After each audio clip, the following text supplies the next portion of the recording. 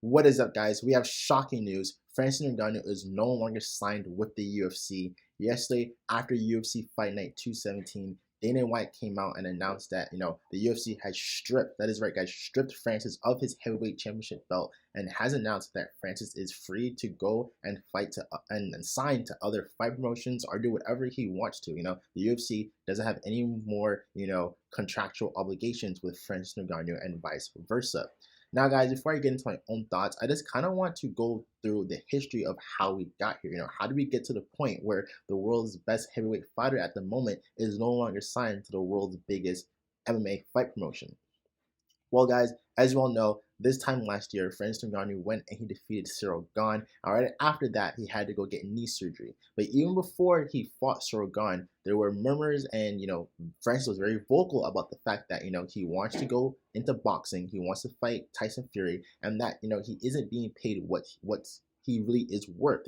Francis' entire argument was that, hey, I want to be able to be paid A, more, and B, have freedom to sign and fight whoever I want. And please, if I am a free contractor, well, I should have the right to go and fight where I want and who I want, kind of like when I want as well. He wanted more freedom. And guys, this is really important to know because Dana White in the press conference yesterday said, hey, we offered to pay Francis Ngannou a contract that would make him the highest paid heavyweight fighter ever, or if not on par to Brock Lesnar. But, and a lot of people said, hey, well, clearly, Francis, why would he turn down such a massive, pay raise? Well, guys, again, it was never really about the money. The money was part of the issue for Francis, but the bigger issue was, again, going and having the freedom to fight whoever he wants. So as Francis, he beats Cyril Gane, he gets knee surgery, and he's sidelined the rest of 2022. And, we were hoping, I think a lot of fans were hoping that, negotiations would come through. He fulfilled his contractual obligation by fighting Cyril Gane, and they're in negotiations, and we all hoped that Francis and the UFC would strike a deal. But it seems like they just couldn't, they just couldn't. And, it's unfortunate because, Francis did say that, hey, he wants to be able to go pursue other endeavors such as in boxing, but he also wants to return to the UFC after the fact.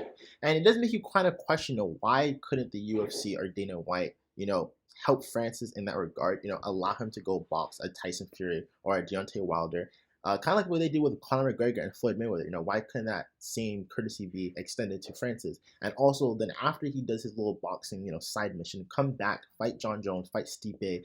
Francis has said this. He said, hey, like, I want to go box, and I also want to come back to the UFC, and I want to fight John Jones, and I want to fight Stipe in the trilogy. I'm all game for that. I just want to be able to also pursue boxing. Clearly, didn't see eye to eye, guys, and here we are now with his championship belt being stripped. Now, the question becomes, what happens next? Where do we go from here, guys?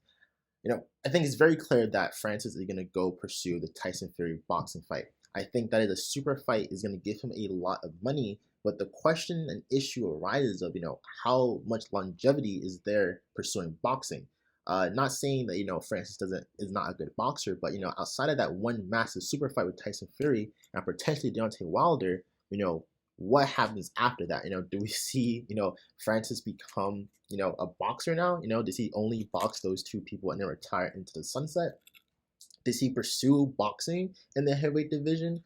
Does he go sign to rival MMA promotions? I mean, it's really tricky now because, Francis is on a whole level of his own. Like he was the world's best heavyweight championship fighter. He beat Cyril Gane, who is number 2 contender in the world. So it becomes, an issue of, where is the competition? Where is the talent? Like, what does Francis do if he does fight to another promotion? He's probably going to steamroll the competition, and he probably won't make a lot of money. But, I mean, will his fights be as exciting as they would have been in the UFC against a Cyril Gane, against a Stipe Miocic in a third trilogy, or even a John Jones fight? I really don't know what Francis's future really is.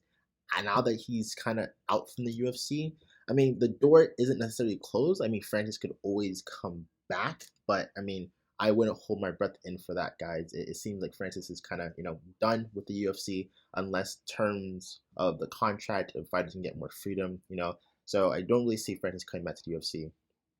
Don't really see him having a future in boxing outside of the 2 possible mega fights against Deontay Wilder and Tyson Fury. And I don't really see a clear path in MMA as well outside the UFC. You know, the other competition, the other MMA promotions just aren't to the level of the UFC. So yeah, it's a really weird, tricky place to see Francis in right now. Who knows? You know, if we are able to see anything from Francis from this point onwards, I would love to see the two mega fights against Deontay Wilder and Tyson Fury. And then if he, you know, makes a lot of money from those two fights and retires, then so be it. It'll be a little bit of a sad ending to his career. I would have loved to see him fight John Jones or, you know, get a trilogy fight with Stipe, but especially that John Jones fight, that could easily become the biggest what ifs, you know, in history, along with the Ferguson and Khabib, you know what I mean, and all those other what could have been fights. So yeah, a little bit of my thoughts, guys. You know, huge news if you're an MMA fan. We lost Francis for the UFC, but let me know some of your thoughts. I mean, do you agree with me? Do you think the UFC should have been more accommodating to Francis' demands, or do you think Francis is being a crybaby and, you know, he should have just accepted a contract and, you know, signed back with the UFC? And I really am open for a debate in the comment section below, guys. So with that, thanks for watching and subscribe more for more videos like this in the future.